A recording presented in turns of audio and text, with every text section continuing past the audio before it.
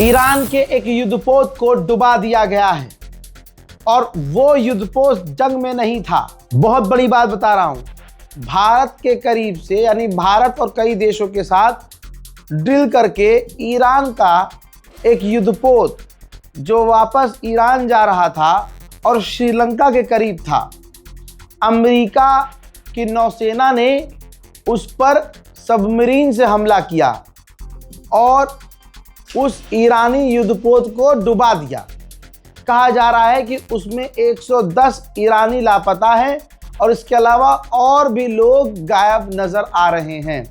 श्रीलंका के करीब ये अटैक हुआ है, जिसके बाद श्रीलंका टेंशन में आ गया और उसने आसपास के देशों को अलर्ट भेजा है। उधर इसके अलावा ऐसे, मैं कल से आपको बता रहा हूं, ऐसे बहुत सारे यूट्यूबर्स हैं, बहुत सारे, जो आपको खुश करने के लिए कुछ भी दिखा रहे हैं कि ईरान ने ये कर दिया, ईरान ने वो कर दिया।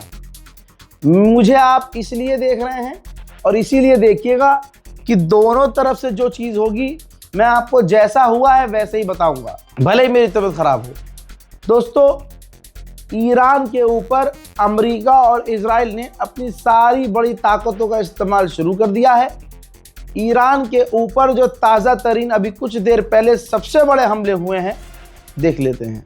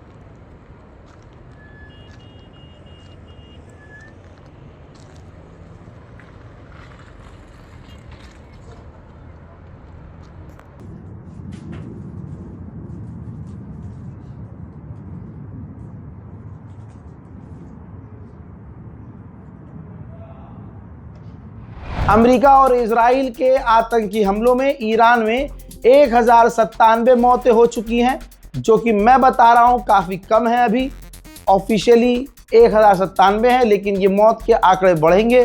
2000 से ज़्यादा लोग घायल हैं। उधर दोस्तों एक बड़ी खबर और है। इजराइल के F-35 फाइटर जेट ने ईरान के ऊपर ईरान का याक 130 ट्रेनिंग एयरक्राफ्ट जेट मार गिराया है। ईरान ने कहा है कि हमें कोई भरोसा अब अमेरिका पर और उसकी बातचीत पर नहीं है। हमारा जब तक मन करेगा हम अब तब तक लड़ते रहेंगे। ईरान के विदेश मंत्री ने कहा कि अमेरिका ने धोखा दिया है, बातचीत का बहाना करके न्यूक्लियर डील और न्यूक्लियर पर बात कर रहा था और दिखा रहा था कि वो बातचीत की टेबल के जरिए सॉल्यूशन चाहता है। लेकिन परिणाम क्या रहा? सामने क्या आया? सामने ये आया कि वो सब ड्रामा था, वो सब फालतू की चीज़ें थी, वो सब एक्टिंग थी। आखिर में उसे हम पर बमबारी ही करनी थी और उसका प्लान ही यही था।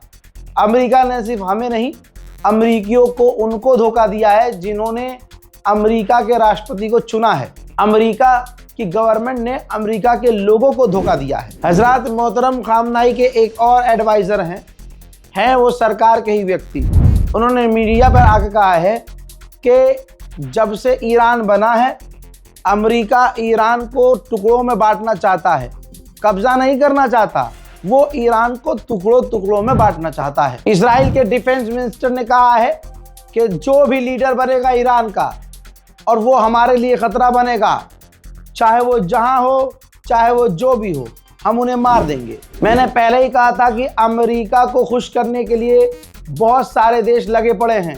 कनाडा को 51वां राष्ट्र बनाने की धमकी अमेरिका ने दे रखी है। कनाडा अमेरिका के खिलाफ चाइना तक से जाके मिल के आया है, लेकिन जब ईरान की बात आती है तो दुश्मन सारे एक हो जाते हैं। कनाडा के प्रधानमंत्री ने कहा कि ईरान के खतरे को ख़त्म करना होगा।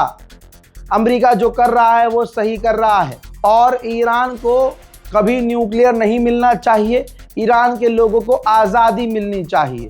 आज़ादी का मतलब इनके हिसाब से ये होता है कि लड़कियां नंगी घूम सकें, लौंडे लड़कियों का कहीं भी कुछ भी कर सकें, सड़कों पर बैठकर उल्टे सीधे काम। इन अंग्रेजों के हिसाब से ये आज़ादी है। Canada has long supported the imperative of neutralizing this grave global threat. Canada stands with the Iranian people in their long and courageous struggle against the regime's oppressive rule, which is why we support efforts to prevent Iran from obtaining a nuclear weapon and to prevent its regime from further threatening international peace and security. फिलहाल Israel का क्या plan है मैं आपको बता रहा हूं।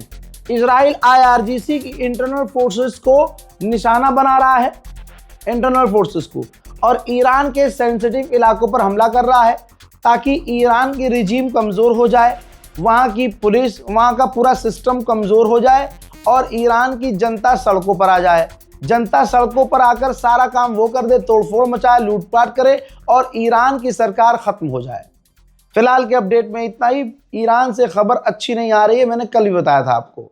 ठीक, इस रिपोर्ट को शेयर कीजिएगा। किसी ऐसे इंसान को मत देखिए जो सिर्फ आपको खुश करने का काम कर रहा है। ऐसे इंसान को देखें जो आपको, मैं ये नहीं कह रहा आप सिर्फ मुझे देखें, ऐसे इंसान को देखें। ऐसे गोदी मीडिया को बिल्कुल न देखिएगा, गोदी मीडिया को बिल्कुल नहीं देखिएगा, क्योंकि उसमें भी गोदी मीडिया मोदी मोदी करेगा, मौका मिलता ही अपना प्रोपेगेंडा शुरू कर देगा। इस रिपोर्ट को शेयर कीजिए, दुआओं में याद रखिए, इंतजार कीजिए अगले अपडेट का। जय हिंद।